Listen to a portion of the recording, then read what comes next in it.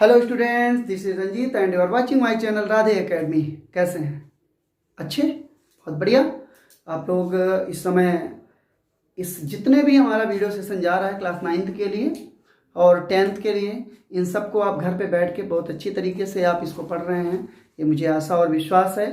ठीक है, तो अभी हम लोग जो सेकेंड सेशन था इस पॉलिनॉमियल का, class 9th chapter 2 mathematics NCERT, इसका जो सेकंड चैप्टर पॉलिनॉमियल है, इसका 2 पार्ट हमने देख लिया।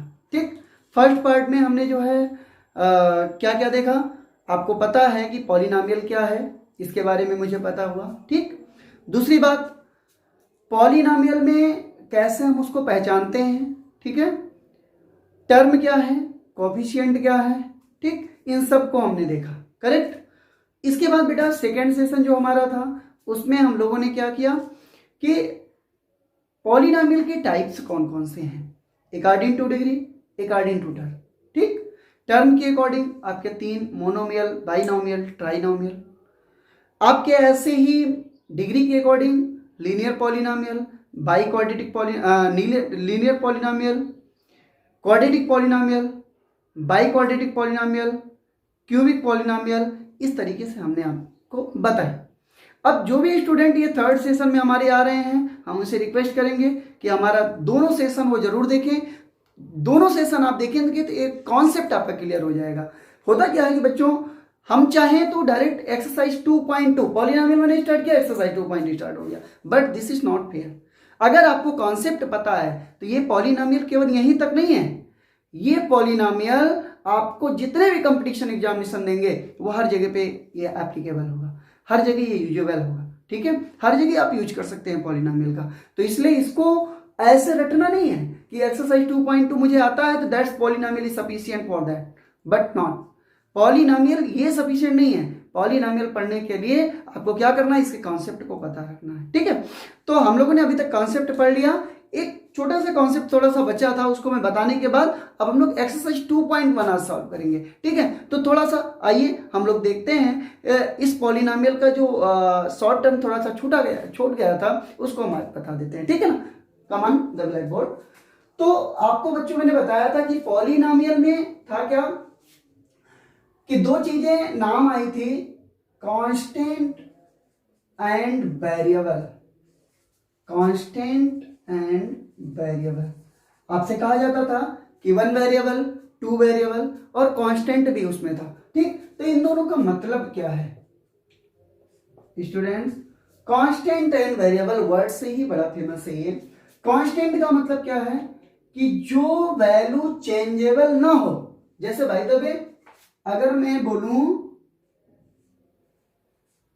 Day of the month, day of the month, अब डे ऑफ द मंथ में क्या है, हमने क्या किया, डे ऑफ द मंथ में मैंने ले लिया अप्रैल 20, अप्रैल 20। ओके, अब अप्रैल 20 में आप क्या देख रहे हैं बेटा, जैसे 1 अप्रैल 10420, 20420 एंड सो ऑन, कहां तक जाएगा बेटा ये 31 अप्रैल 2020, यू नो।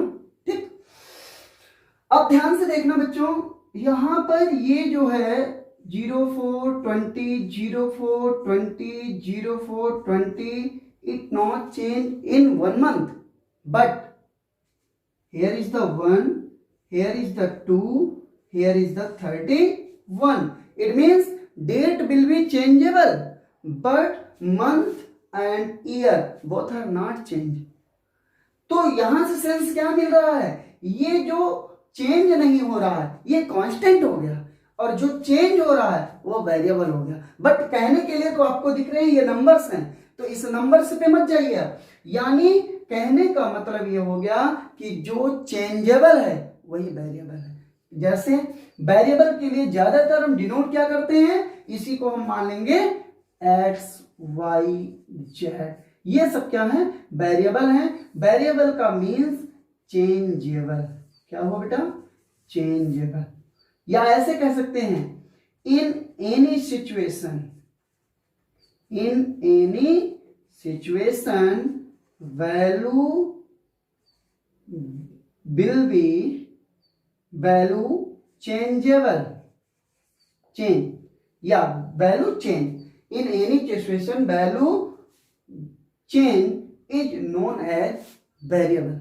जब किसी भी सिचुएशन में वैल्यू चेंज हो सके तो उसको हम वेरिएबल बोलेंगे। कांस्टेंट में क्या है, इन एनी सिचुएशन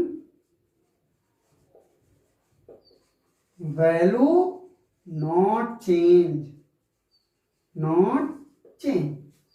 जब चेंज नहीं होगा तो उसको हम क्या बोलेंगे, कांस्टेंट बोलेंगे। ठीक, दो चीजें बात समझ में आ गई, वेरिएबल हो गया और कांस्टेंट हो गया। ये दोनों वर्ड वहां पर आए थे बट आपको मैंने एक्सप्लेनेशन उस समय नहीं दिया, तो इसको जानना जरूरी है कि वेरिएबल क्या है, कांस्टेंट क्या है। ठीक है, अब हमको ये पता चल गया कि वेरिएबल का मतलब चेंजेबल, जो चेंज हो सके, और कांस्टेंट का मतलब जो चेंज ना हो। तो अगर मैं बोलूं तो ये सब क्या हो गए, ये इतने पार्ट हो गए कांस्टेंट, और ये इतना पार्ट जो डेट वाला पार्ट है ये क्या हो गया, ये हो गया वेरिएबल। कह सकते हैं ना, कोई प्रॉब्लम नहीं। ठीक है, अब हम क्या करते हैं कि जो वेरिएबल और कांस्टेंट से मिलकर, ठीक है, वेरिएबल और कांस्टेंट से मिलकर जो अलजेब्रिक एक्सप्रेशन बनता है मैथमेटिकल ऑपरेशन को यूज करके, वही हमारा पॉलिनोमियल होता है। बट कंडीशन क्या होती है, आइए हम लोग देखते हैं। ठीक है, note down.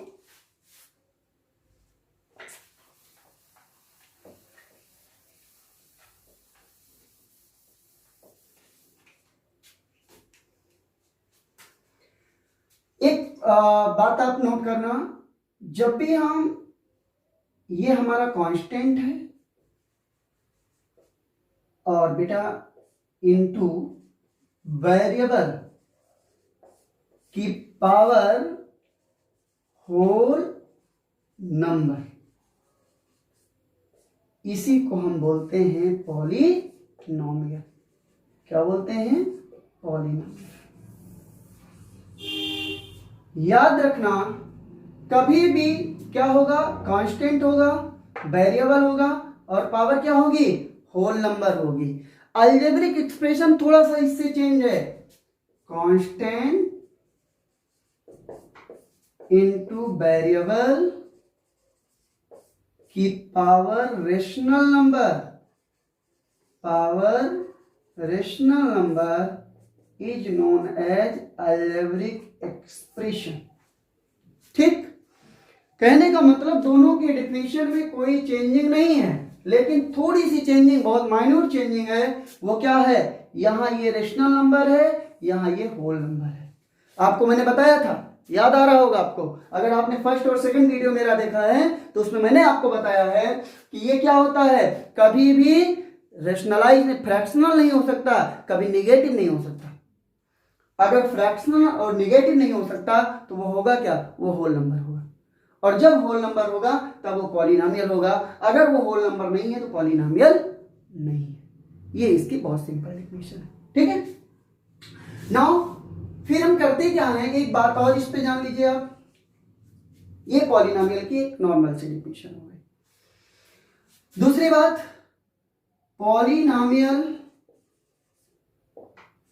Plus polynomial equal to polynomial.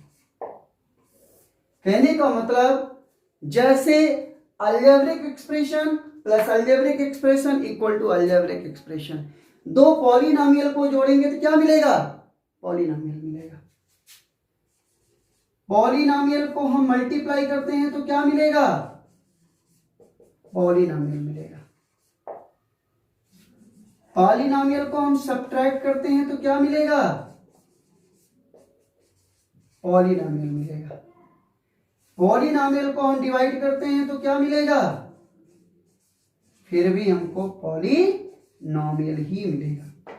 ठीक है, लाइक एज आपको आराम से पता है, अगर मैं x प्लस 2 करता हूं तो क्या मिला, x प्लस 2 मिल गया। ये कोई पॉलिनोमियल है, ये भी एक पॉलिनोमियल है, आपको पता है कि ये कैसा पॉलिनोमियल है, ये लीनियर पॉलिनोमियल, एक्स की पावर डिग्री 1 है। ये क्या है, कांस्टेंट पॉलिनोमियल है। दोनों पॉलिनोमियल है, जोड़ दिया गया, x+2 मिला, ये भी आपका कैसा पॉलिनोमियल मिल गया, बाइनोमियल पॉलिनोमियल आपको मिल गया। कहने का मतलब ये हुआ कि पॉलिनोमियल को जोड़ेंगे तो पॉलिनोमियल मिलेगा, मल्टीप्लाई करेंगे तो भी पॉलिनोमियल मिलेगा, सब्ट्रैक्ट करेंगे तो भी पॉलिनोमियल मिलेगा, और डिवाइड करेंगे तो भी पॉलिनोमियल ही मिलता है। ठीक, ये थोड़ा सा कॉन्सेप्ट ये बचा था। इसके बाद एक चीज और बता दे बेटा, फिर हम लोग एक्सरसाइज पे चलते हैं।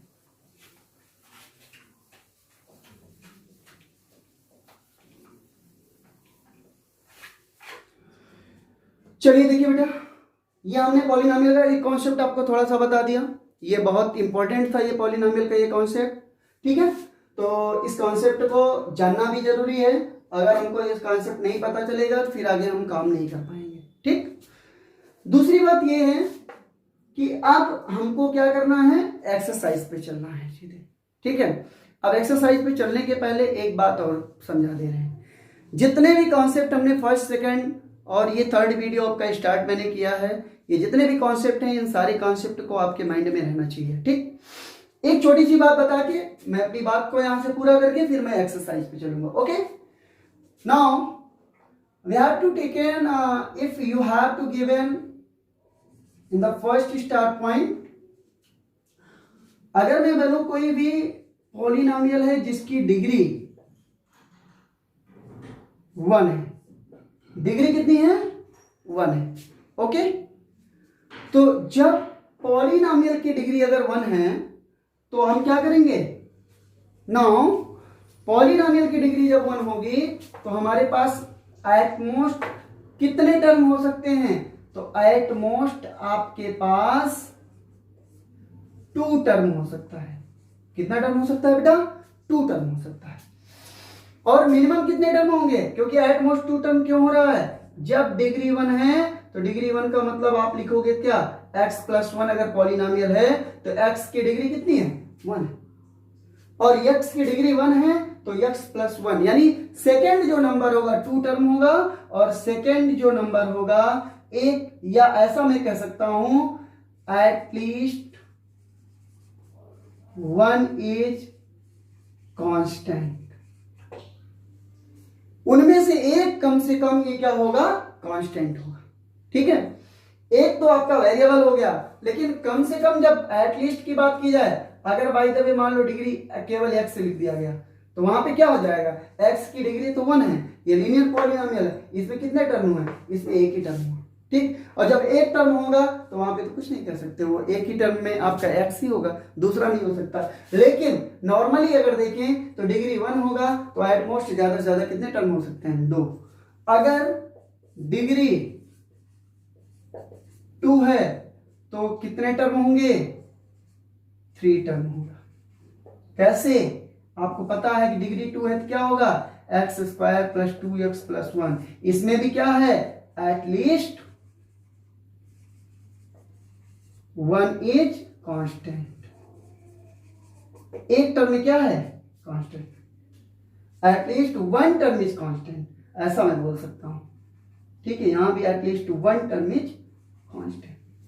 ठीक, डिग्री 3 है बेटा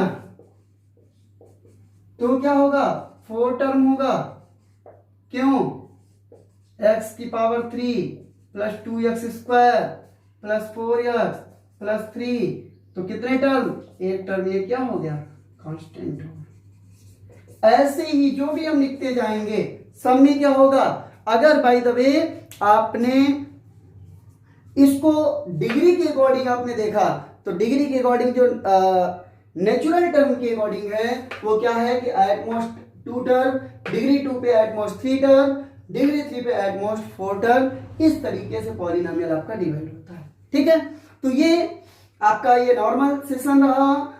पॉलिनोमियल का जो इंपॉर्टेंट चीजें थी वो मैंने इस सेशन में आपको दिया। अब हम लोग नेक्स्ट सेशन में 2.1 एक्सरसाइज एनसीईआरटी का वो लेके हम लोग चलते हैं। Thank you, thanks for watching.